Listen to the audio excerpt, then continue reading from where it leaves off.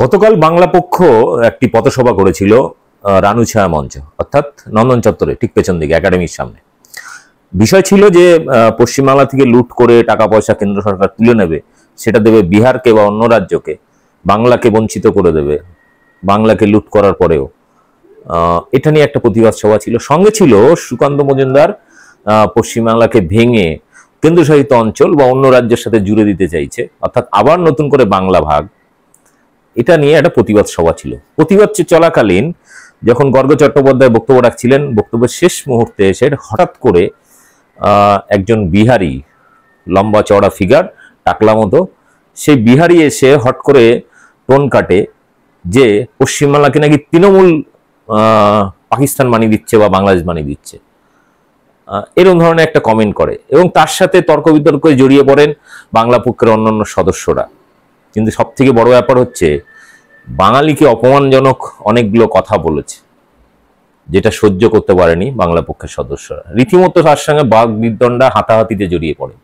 সম্পূর্ণ ঘটনা আপনাদের ভিডিওর মাধ্যমে দেখাবো, যে আপনারা একটু ভাবুন যে এই জিনিস যদি বিহারে কোনো বিহারিরা সভা করছে, সেখানে গিয়ে যদি কোনো বাঙালি বা অন্য কোনো রাজ্যে সেখানে কোনো বাঙালি যদি গিয়ে কোনো একটা বিষয় নিয়ে প্রতিবাদ করত, তাহলে সেই বাঙালিকে গোটা রাখতো, রীতিমতো গণপিটুনি দিয়ে মেরেই ফেলতো। কিন্তু বাংলা পক্ষ সেটা করেনি। সরাসরি সেখানে পুলিশের গাড়ি ছিল, পুলিশ তাকে উদ্ধার করে থানায় নিয়ে চলে যায়। পরবর্তীকালে বাংলা পক্ষের অনেকেই থানায় গিয়ে তার বিরুদ্ধে কমপ্লেন লজ করে। দেখুন সম্পূর্ণ ঘটনা, ব্যাপক শেয়ার করুন। আর একটু চিন্তা করুন, বাংলায় বাঙালি তার নিজের অধিকার নিয়ে কথা বলছে, সেখানে এসে বাঙালিকে বলছে তুই বাংলাদেশি। ভাবতে পারেন এটা? আপনারা চুপচাপ আছেন বলেই বিজেপি আজকে সাহস পাচ্ছে বাংলাকে ভেঙে টুকরো করার। বিজেপি সাহস পাচ্ছে বাংলা থেকে সমস্ত ট্যাক্স থেকে শুরু করে সবকিছু সম্পদ লুট করে অন্য রাজ্যকে দিয়ে দেওয়ার। আর বাংলাকে বলবে ও টাকা দিলে তো তৃণমূল নাকি খেয়ে নেবে। ভাই টাকা নিও না, তাহলে যখন নিয়ে যাওয়ার পরে দিচ্ছ না, দরকার নেই টাকা। এখানে আমাদের টাকা, আমাদের ট্যাক্স, আমাদের বাংলাই থাকুক। দেখুন ভিডিওটি, এই বিষয় নিয়ে বাকি বিভিন্ন বক্তব্যের মধ্যে, আগের ভিডিওগুলোর মধ্যে সেই বক্তব্যের জবাব দেওয়া আছে। দেখুন কালকে কি ঘটেছিল, সম্পূর্ণ ভিডিও, এক্সক্লুসিভ ভিডিও, ব্যাপক শেয়ার করুন। আর আমার চ্যানেল বং নিউজ লাইভ অবশ্যই সাবস্ক্রাইব করবেন।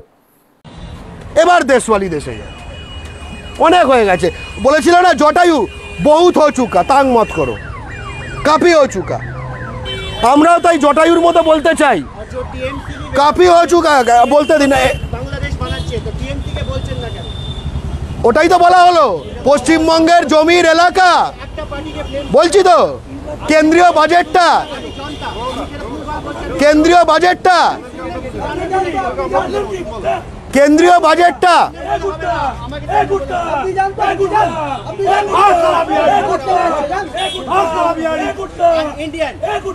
ও গুটখা, এটা ওই জন্য মনে লেগেছে। যাই হোক, যে কথাটা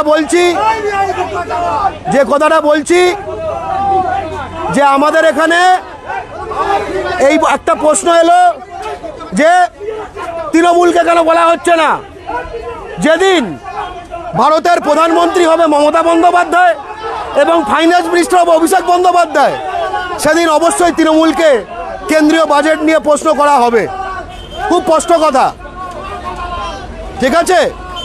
যাই হোক, আজকে আপনি বুঝতে পারছেন যে কিভাবে বাংলাকে লুট করা হচ্ছে এবং তার বিরুদ্ধে একমাত্র বাংলা পক্ষকেই দেখলেন আমরা পথে নেমে 2 দিনের মধ্যে বিশদ তথ্য সহ আপনাদের কাছে প্রকাশ করে দিলাম।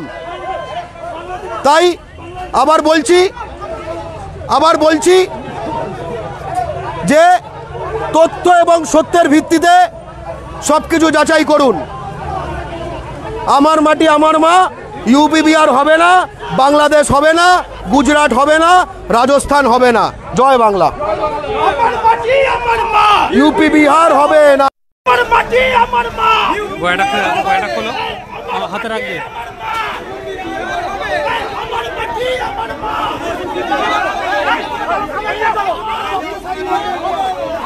আমাদের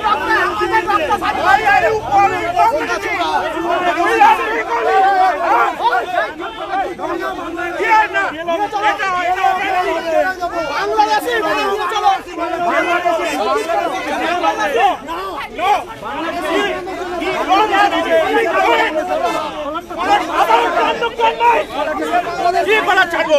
লজ্জা করে না আপনার বাংলাদেশি বলে? লজ্জা করে না? লজ্জা করে না? লজ্জা করে না?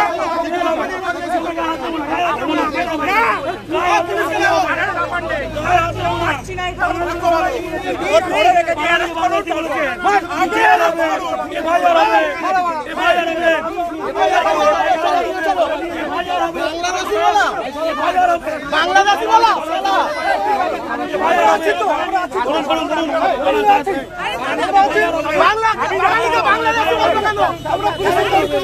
আমিও উঠবো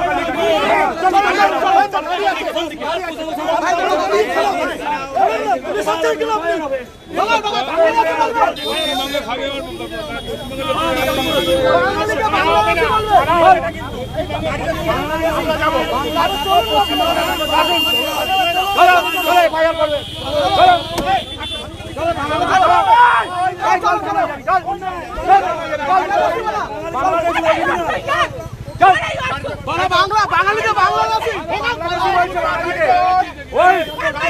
বাংলাদেশি গাড়ি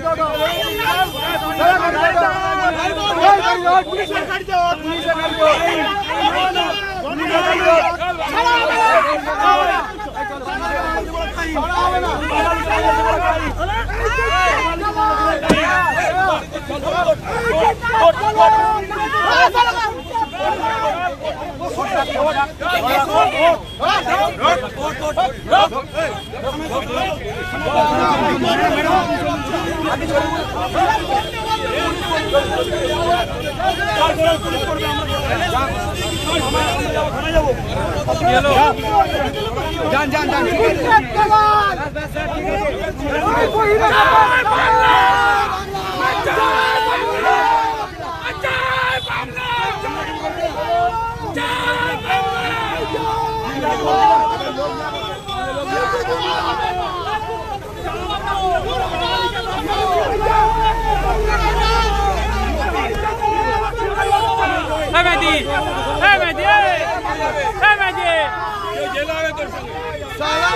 বাংলাদেশি বলছে শুনে যাচ্ছে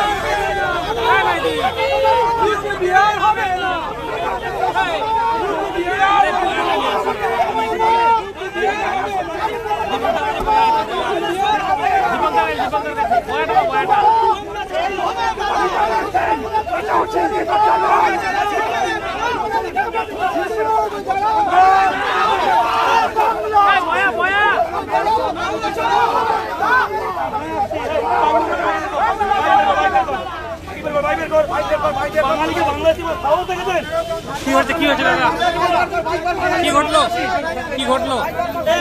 একটা গুটখাট সাহস হয় এখানে দাঁড়িয়ে বাঙালিকে বাংলাদেশি বলার।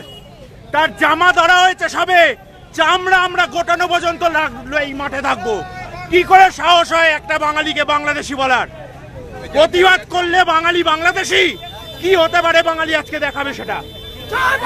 কি ঘটলো আমরা থানায় গাড়িতে তুলে দিয়েছি, পুলিশের গাড়িতে।